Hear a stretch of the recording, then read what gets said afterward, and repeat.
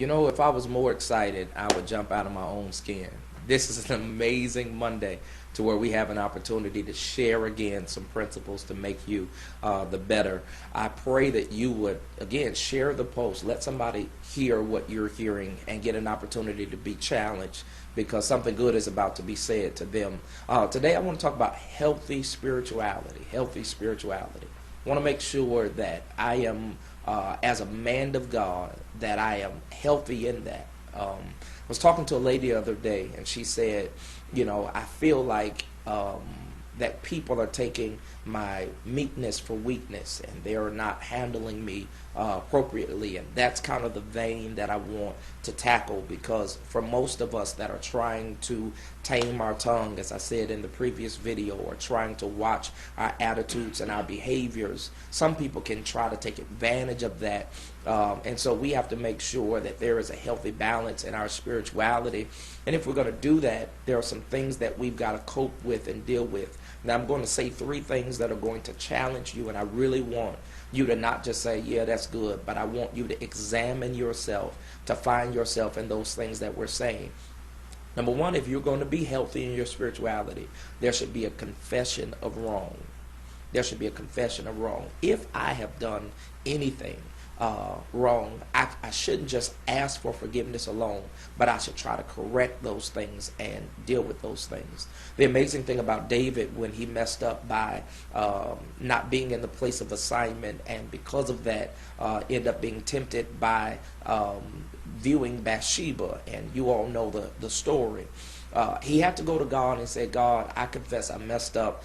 It's to thee only, and thee only have I sinned. And because he was able to confess it, he was able to get restoration from that process. So many people, they have done wrong, and I'm not sure how you can have the Holy Ghost and do wrong and go to sleep at night and that thing not eat you away, or that thing not deal with you, or just see people who you know who you've wronged, and you don't say anything to try to correct it.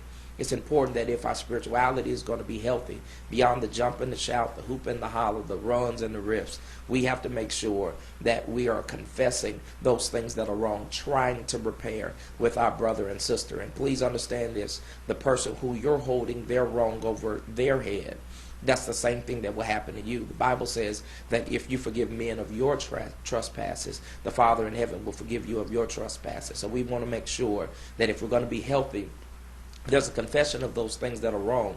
But then secondly, you're going to have to cradle your worth. Cradle your worth. Cradle kind of deals with the concept of how you handle a baby. You cradle it, you care for it, you protect it. It's your worth and your value. I've been talking for a couple of years now about what I call false humility. That is when you want to be so humble that you act like God is not with you, or God is not, called you to greatness, because the people around you, they may not understand it or may not even agree with it.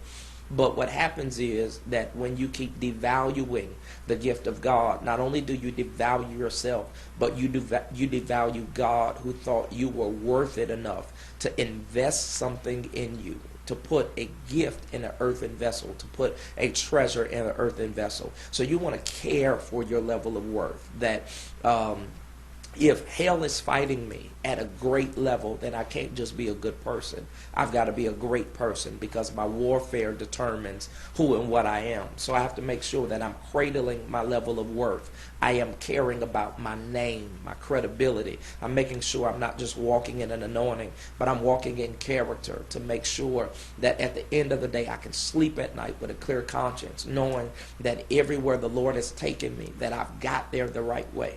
You want to make sure that you cradle your worth. You want to make sure that you cradle your worth. Care about the fact that God has given you another chance. Care about the fact that God has given you an opportunity or a platform, or giving you a sense of favor. Don't let favor make you lazy. Don't let favor become a substitute for faithfulness, but cradle your worth. And then finally, make sure that you challenge the withdrawers.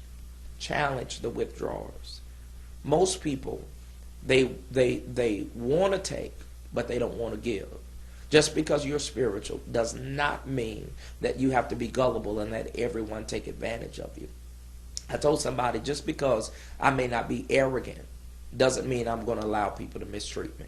Just because I'm not telling everybody I'm all that or stuck on myself doesn't mean I'm going to allow myself to be mistreated. So I have to challenge those people that are withdrawing from me. And I got to ask them, are you making a deposit?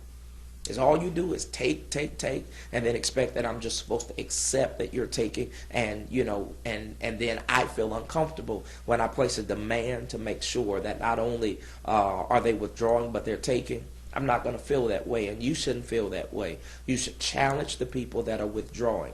If all they're doing is withdrawing and not making any deposits, your spirituality is not going to be healthy. You'll become bitter, you'll become resentful, and then understand this: if they're not making any deposits and only withdrawals, eventually you're going to get in the red. Eventually you're going to have a negative balance. So make sure that, number one, you're confessing you're wrong. If I've done anything, I want to confess it. We used to pray a prayer, Lord, if I've done anything against your will, or I have not done what you told me to do, forgive me. I want to confess those things. Make sure that my heart is pure. Make sure I have a clear conscience. And then I want to make sure I cradle my worth. I embrace my level of value, because even though it's not something I asked for, it's something that the Lord has trusted me with.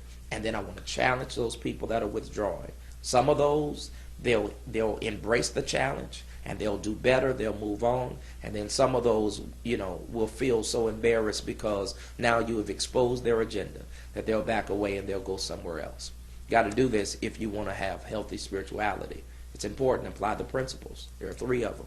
Pray you remember them. Share them with somebody else. We'll talk again next Monday. Love you all.